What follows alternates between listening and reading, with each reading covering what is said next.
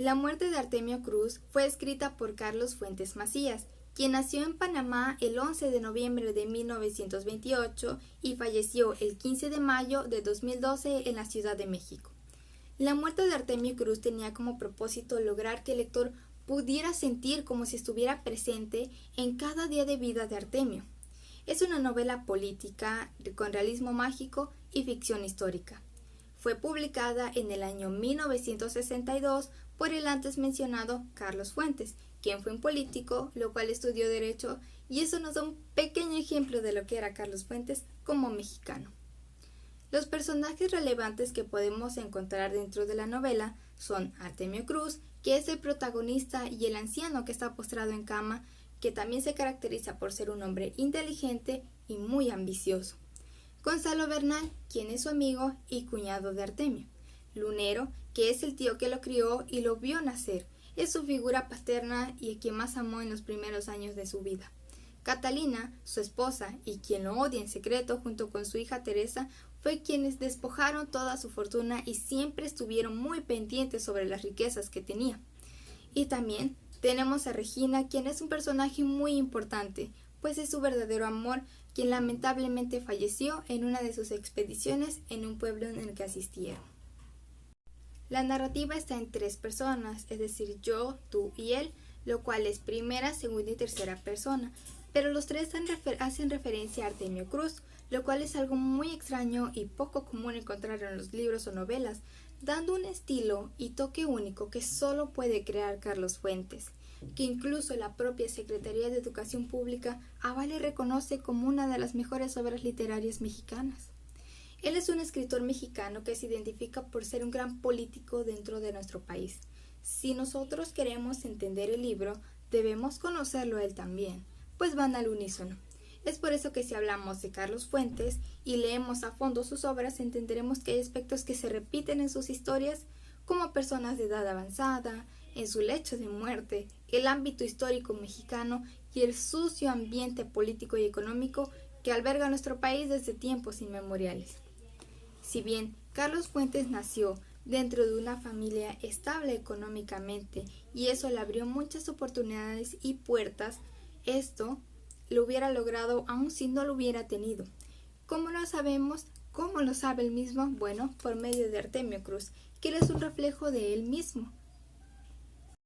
Artemio Cruz era un hombre que ya estaba agonizando, pero también en sus momentos de juventud fue un hombre de negocios que nació en un ambiente con muchas carencias e inclusive soledad. Su propia familia actual era ajena a los sentimientos, por lo que el dinero era lo único que los vinculaba. De igual manera, encontramos muchísimos aspectos históricos mexicanos, como la Revolución Mexicana, que es la que predominó en la novela. El libro no está compuesto por capítulos con nombres, sino con fechas importantes en su vida, comenzando con sus últimos momentos y terminando con su nacimiento. Comienza narrando desde la perspectiva de un anciano inútil en su lecho de muerte. Describe con exactitud y detalles lo que implicaba su vida a esas alturas. Alguien que ni siquiera tenía la higiene correcta, pues no se podía bañar, no se podía lavar los dientes, ni siquiera podía limpiarse los genitales porque ya estaba a cargo de una vacinica. Este tipo de aspectos son los que me atraparon, porque definitivamente nunca había pensado en ese aspecto, es decir, nunca había encontrado que dijera lo que implicaba ser anciano, lo que ellos pasan y que no nos dicen, pero que él con su gran imaginación y probablemente también su experiencia narró en este libro y a mí con eso me cautivó. Artemio Cruz fue un hombre con muchas riquezas y poder, pero él no nació en una cuna de oro, al contrario, nació siendo pobre y sin padre, ya que él falleció. Su madre y su tío, quienes eran esclavos, fueron los únicos que estuvieron al cuidado de él.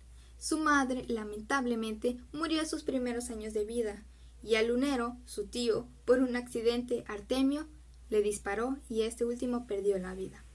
Desde entonces se dedicó a vagar por el país solo hasta tener sus indicios en la vida de riquezas y fraudes, no sin antes haber sobrevivido a la Revolución Mexicana y a todos los disturbios y puntos buenos que hicieron Santa Anna, Benito Juárez, Porfirio Díaz y los demás presidentes a quienes él estuvo en contacto en la última parte de su vida. Obviamente, nada lo obtuvo de forma honesta. Es ahí donde entra el papel de la política y economía mexicana durante y después de la Revolución Mexicana. No encontramos nombres por capítulos, sino 12 fechas importantes en la vida de Artemio, lo cual abarca desde el 6 de julio de 1941 al 9 de abril de 1889, es decir, no va del antiguo al actual, sino del actual a lo antiguo, y las fechas intermedias están en desorden. Podemos identificar en el aspecto sentimental que él venía de un hogar pobre en familia y recursos, pero con un gran amor mutuo entre su tío y él. No era necesario expresarlo con palabras. Lunero lo amaba y Artemio amaba a Lunero. Desde el momento en que Lunero vio nacer a Artemio, le prometió a María, su hermana y madre de Artemio, que cuidaría de él y velaría, aun si eso implicaba esconderse, porque recordemos que ellos eran esclavos. Pasando toda esa tragedia, donde Artemio lastimosamente le dispara y Lunero muerde, Artemio se enfrenta a una situación aún más cruel y posiblemente lo más doloroso, pues se encuentra con una mujer llamada Regina, a quien conoció mientras estaba en un pelotón de la Revolución en el norte. Él era teniente y ella era una mujer muy hermosa, e ingenua también. Ambos se enamoraron perdidamente. Pero como él estaba en expedición, no podía estar a diario con ella, pues viajaban de pueblo en pueblo para despojar a los ricos de sus fortunas y de las tiendas de raya. Pero ella, amable y cordialmente, pero sobre todo como una mujer enamorada, le dice que lo va a seguir, y así van ambos, pueblo con pueblo, ciudad con ciudad, juntos, un poco distanciados porque ellos no podían retirarse tanto de su pelotón, pero siempre estaban juntos y podían encontrarse de vez en cuando, esperándolo y reuniéndose cada que podían, en donde entregaban su amor incondicional, tanto emocional como sexual.